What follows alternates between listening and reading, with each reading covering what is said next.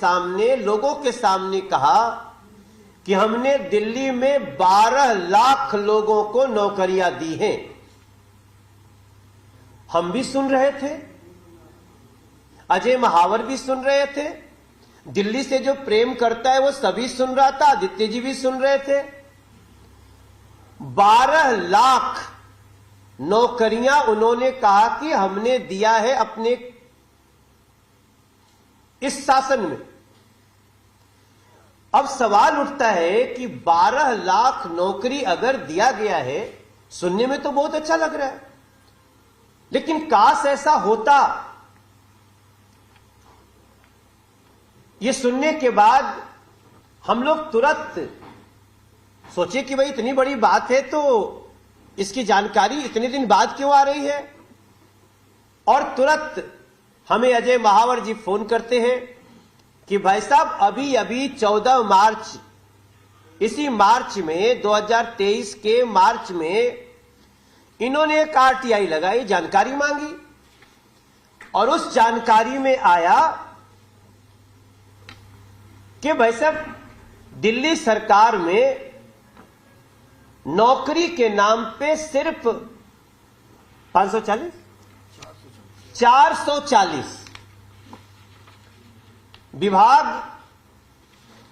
दिल्ली सरकार जवाब देती है कि इनके शासनकाल में 440 नौकरियां दी गई हैं। कुछ रोजगार हो सकते हैं, लेकिन जब उसकी भी जानकारी ले रहे हैं तो कुल मिला के मुश्किल से मुश्किल 14 से 15 हजार रोजगार, जो टेम्पररी कुछ समय के लिए। अब मैं अरविंद केजरीवाल जी आपसे पूछना चाहता हूं कि इतने बड़े समाचार का थोड़ा सा सत्यापन तो होना चाहिए। इसलिए आज हम आपसे मांग करने के लिए आए हैं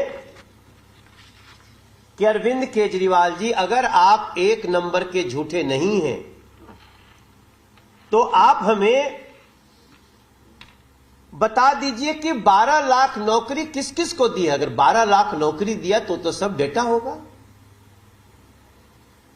वो अपॉइंटमेंट लेटर भी होंगे। अगर आपको देने में, पहुंचाने में दिक्कत होगी तो हम और अजय महावर और हमारे भाजपा के अध्यक्ष स्वयं आकर के आपसे ले लेंगे। लेकिन अब दिल्ली को वो 12 लाख नौकरियों का जानकारी, डिटेल्स चाहिए,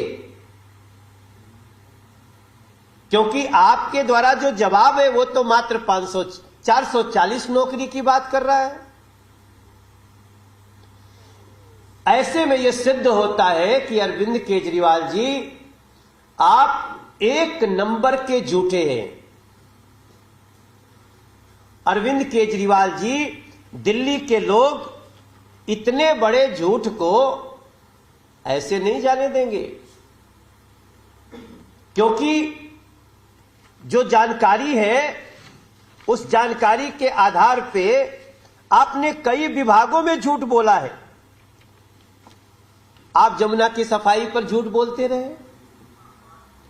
आप दिल्ली के सार्वजनिक बसों की खरीद पे झूठ बोलते रहे, स्वास्थ्य व्यवस्था की बात पे झूठ बोलते रहे, पीने के पानी की बात पे झूठ बोलते रहे, और दिल्ली की छोटी बड़ी टूटी सड़कों की बात हो उस पर भी आप झूठ बोलते रहे। और कल एक वीडियो चल रहा है आपके शिक्षा मंत्री का, वो जिस तरह से स्कूलों की बदहाली पे चिल्ला रही है अधिकारियों पे, उस पे पता चल गया कि आप शिक्षा व्यवस्था पर भी झूठ बोलते रहे।